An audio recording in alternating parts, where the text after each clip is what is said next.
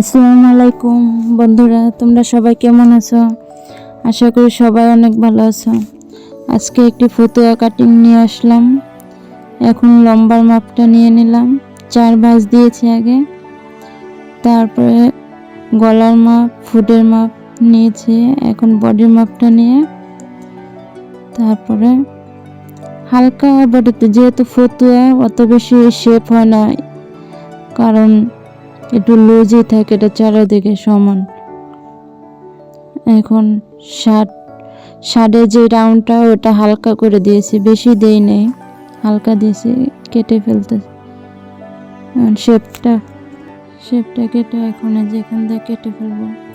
আর এটা কাপড়ও কম ছিল, তাই নিচে দিয়ে যে একটু ঘের দিব সেটার উপায় নেই।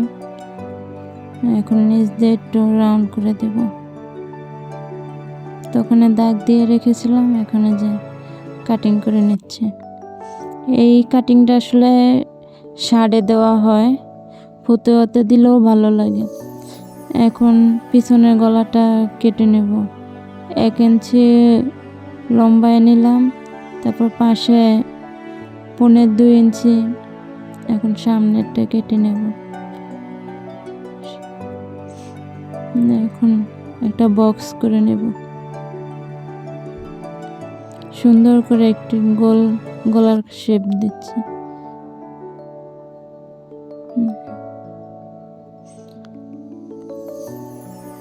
আশা করি আপনাদের অনেক ভালো লাগবে। আর বন্ধুরা, আমি তো নতুন, আমার পাশে থাকবে যেন সামনে এগিয়ে যেতে পারি। তোমাদের কেমন লাগলো অবশ্যই কমেন্ট করে জানাবে। তোমাদের মূল্যবান মতামত জানাতে পারো, আর তাতে কোনো অসুবিধা নেই। আমার ভিডিওটা তোমাদের না ভালো লাগলেও জানাতে পারো, কোনো অসুবিধা নেই। তোমরা বলবে, ওটা দেখে আমি শিখব। তোমরা ভালো মন্দর বিচার করলেই আমি ওটা বুঝে ওটার থেকে আমি শিক্ষা নিতে পারবো।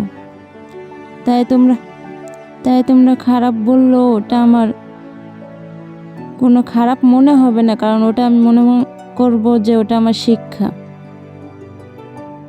কারণ ভুল কিছু করেই মানুষ শিক্ষা নেয়। এখন এই তো গলার জন্য পাইপিং কেটে নেব, যেহেতু কাপড়টা শর্ট, এই জন্য এখন এটাকে কোনা বরাবর কাটিং করে নেব। আমি দেখতেছিলাম কিভাবে করলে আর কি ভালো হয়। তো এখন এটাকে এভাবে বসিয়ে সেলাই নেব। এটা আবার এইভাবে দিলে হবে না, এইভাবে দিতে হবে। ওটা আর কি তোমাদের দেখালাম, এই যে দেখছো, এইভাবে করলে অল্প কাপড়ে পাইপিংটা বের হয়ে আসে। তোমাদের কেমন লাগলো জানাবে।